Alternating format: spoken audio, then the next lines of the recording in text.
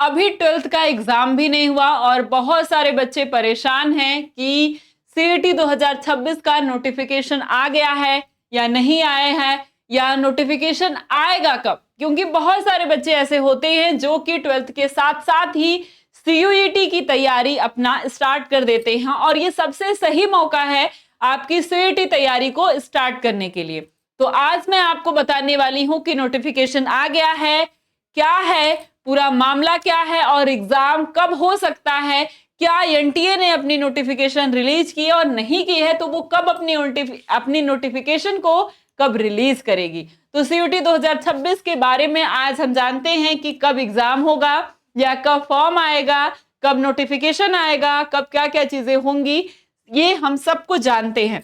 तो अगर मैं बात करूं एनटीए सीयूटी 2026 यूजी 2026 के बारे में, तो इसकी नोटिफिकेशन जो है वो मार्च के लास्ट वीक तक रिलीज होगी। यानी कि जो एग्जाम की डेट है या फिर जो फॉर्म की डेट है, फॉर्म जो आता है वो मार्च में आता है और लास्ट मार्च तक ये फॉर्म आता है। तो इसी तरीके से लास्ट मार्च में ये फॉर्म आने वाला है और एनटीए इसके साथ ही अपनी एग्जाम की डेट, उसकी क्या एलिजिबिलिटी है और साथ में क्या सिलेबस है, क्या पूरा प्रोसेस होने वाला है, ये सब कुछ रिलीज करता है एक नोटिफिकेशन में। अगर मैं बात करूं रजिस्ट्रेशन कब से स्टार्ट होगा, तो जब भी नोटिफिकेशन आता है 10-5 दिन में रजिस्ट्रेशन स्टार्ट हो जाता है। तो फर्स्ट वीक ऑफ मार्च ये जो है रजिस्ट्रेशन स्टार्ट हो जाएगा। ऑनलाइन एप्लीकेशन जो है वही होता है, ऑनलाइन एप्लीकेशन स्टार्ट हो जाता है और ऑनलाइन हमें फॉर्म को फिल करने होता है। अब ये है कि हमें केवल एक ही फॉर्म को फिल करना है, बार बार हर एक यूनिवर्सिटी के फॉर्म को नहीं फिल करना है, केवल एक फॉर्म से ही हमारा मैक्सिमम काम हो जाता है।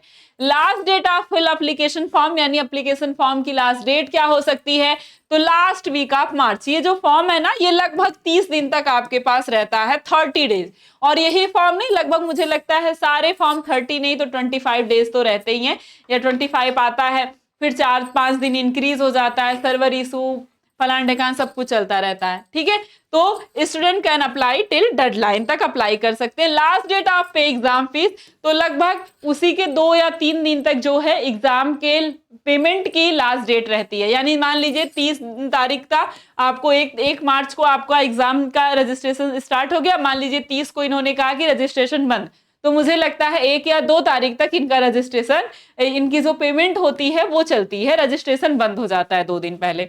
ठीक है, और अगर हम बात करें करेक्शन विंडो, तो इसके तुरंत बाद 10 से 15 दिन में करेक्शन विंडो शुरू हो जाता है। तो 5-10 दिन में करेक्शन विंडो शुरू हो जाता है, और अगर कोई भी स्टूडेंट ऐसा है जिसने कोई भी डिटेल गलत फिल कर दी है तो वो करेक्शन कर सकता है, लेकिन उसका भी अपना एक क्राइटेरिया होता है कि क्या क्या चीजें आप करेक्ट कर सकते हैं।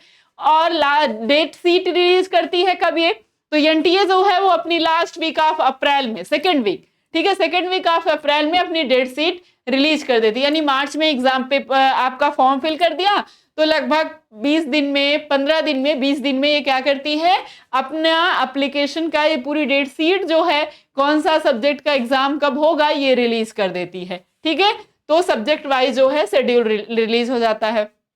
सीईटी एग्जाम सिटी, तो ये अपनी एग्जाम सिटी को डिक्लेयर करते हैं। तो वो लगभग मुझे लगता है एग्जाम से 5 दिन या 7 दिन पहले अपनी, या 5 दिन भी बहुत ज्यादा हो गया, ठीक है, 5 दिन, हाँ 5-7 दिन पहले ये अपनी एग्जाम सिटी रिलीज कर देते हैं। उसके बाद जो एडमिट कार्ड है वो एग्जाम के 3 दिन पहले एडमिट कार्ड आता है और हमें अपना सेंटर पता चलता है। ठीक है, तो ये भी आपका फर्स्ट वीक ऑफ मई में आएगा, क्योंकि तभी हमारा एग्जाम होगा। तो एग्जाम के एग्जैक्ट 3 दिन पहले इनका एडमिट कार्ड रिलीज होता है, वहीं हमको पता चलता है अपना सेंटर, और उसी के 4-5 दिन पहले हमारा जो एग्जाम सिटी है वो पता चल जाता है, ताकि अगर आपको टिकट विकट कराना है तो आप अपनी एग्जाम सिटी की, क्योंकि स्टेशन तो आपको डायरेक्ट सेंटर पे तो पहुंचाएगा नहीं, गाड़ी स्टेशन पे ही पहुंचाएगी, इसलिए एग्जाम सिटी बता देते हैं। उसके बाद सेंटर 3 दिन पहले बताते हैं, जब एडमिट कार्ड निकल के आता है तब। ठीक है, एग्जाम कब होता है, तो मई से जून के बीच में इनका एग्जाम होता है, और ऑनलाइन मोड में एग्जाम होता है, इसलिए एग्जाम कई दिनों तक चलता रहता है। ठीक है, प्रोविजनल आंसर की, तो जब सीईटी अपना एग्जाम ले लेती है या एनटीए अपना एग्जाम ले लेता है, तो ये क्या करता है, प्रोविजनल आंसर की देता है। यानी प्रोविजनल यानी कि एक तरह से हम कह सकते हैं पूरा पूरा सही नहीं रहता है, एक तरह से एक नॉर्मल आंसर की, कच्चा आंसर की दे देता है, पूरी तरीके से एग्जैक्ट सही नहीं रहता। ठीक है, उसमें एक आध क्वेश्चन हो सकता है गलत हो सकता है, तो स्टूडेंट क्या कर सकते हैं, उस पर अपना रिस्पॉन्स करते हैं। उसके लिए भी ये 5 दिन का समय देते हैं, जिसे हम आंसर की चैलेंज कहते हैं। उसके लिए क्या देते हैं, 5 दिन का। जब भी इन्होंने अपना आंसर की दिया, रिलीज किया, उसके बाद 5 दिन या 10 दिन का, मुझे लगता है 7 दिन का समय देते हैं। और इसके लिए कुछ पेमेंट भी रखते हैं। मुझे लगता है एक क्वेश्चन पर इन्होंने 500 रुपए रखे थे, यानी अगर आप एक क्वेश्चन पे चैलेंज करते तो आप 500 रुपए आपको पेमेंट करना पड़ेगा, तब जाकर के आप उस पे चैलेंज कर पाएंगे। और अगर आपका एनटीए नहीं मानता है आपका आंसर गलत हो जाता है, तो 500 रुपए चले गए। और एनटीए अगर आपका आंसर सही मान लेता है, आपका दिया हुआ आंसर सही हो जाता है, तो 500 रुपए आपको वापस आते हैं। नहीं तो ऐसे तो सब लोग चैलेंज ही करते रहे, ठीक है। इसलिए उन्होंने क्या रख दिया है, एक पेमेंट, एक अमाउंट रख दिया है। और वो भी अगर आप गलत पाएंगे तो अमाउंट नहीं मिलेगा, और गलत नहीं पाएंगे तो अमाउंट आपको वापस कर दिया जाएगा। उसके बाद जब ये सारा मैटर हो जाता है, तब वो फिर से फाइनल आंसर की भेजती है। यानी कि इसमें बहुत ज्यादा नहीं, मुझे लगता है 2-4 नंबर का फर्क आता है, क्योंकि सारी आंसर की तो सही ही रहती है। 1-2 क्वेश्चन बच्चे चैलेंज करते हैं, या 2 क्वेश्चन 3 क्वेश्चन एनटीए मानता है। कभी कभी क्वेश्चन में गड़बड़ी हो जाती है कि आंसर कभी कभी 2 हो जाते हैं, कभी कभी सही आंसर नहीं मिलता, तो वो सब मैटर हो जाता है। तो 1-2 क्वेश्चन ऐसे, और 1-2 क्वेश्चन मान लीजिए उसने मान लिया आपकी, तो वो सही हो गए। तो इस तरीके से वो फाइनल आंसर की देता है, जिसमें कोई दिक्कत की बात नहीं होती है। और फिर कुछ ही दिनों बाद, 5 से 10 दिन बाद, लास्ट वीक ऑफ जुलाई तक मुझे लगता है ये सब करते करते हो जाता है। और ये अपना क्या करते हैं, ये अपना रिजल्ट को डिक्लेयर कर देते हैं। और जैसे रिजल्ट डिक्लेयर होता है, उसी समय मोस्ट ऑफ द यूनिवर्सिटी अपना काउंसलिंग स्टार्ट कर देती हैं। उनका काउंसलिंग का फॉर्म हमें भरना होता है। तो सीयूटी का फॉर्म तो हम एक भरते हैं, लेकिन काउंसलिंग जिस जिस यूनिवर्सिटी में आपको लेना है, वो सीयूटी का फॉर्म भरते समय ही आपको उन सारी यूनिवर्सिटी को पर क्लिक कर लेना होता है, और उन सारे सब्जेक्ट को भी फिल करना होता है। यानी कि सीयूटी का एग्जाम देने से पहले, फॉर्म भरने से पहले आपके दिमाग में ये बात हो जानी चाहिए कि मुझे कौन सी यूनिवर्सिटी में जाना है। ये यूनिवर्सिटी नहीं मिली तो दूसरा क्या ऑप्शन हो सकता है मेरे लिए, और साथ ही मुझे कौन कौन सा सब्जेक्ट लेना है। यानी कि इस यूनिवर्सिटी में बीएससी करने के लिए क्या सब्जेक्ट है, बीएससी नर्सिंग के लिए क्या है, बीटेक करने के लिए क्या सब्जेक्ट है, या फिर और अदर जैसे बीबीए करने के लिए, बीकॉम करने के लिए, बीए करने के लिए क्या क्या सब्जेक्ट है। और उसी के हिसाब से हम क्या करते हैं, अपना जो है सब्जेक्ट फिल करते हैं, ताकि हम उस क्राइटेरिया में आए।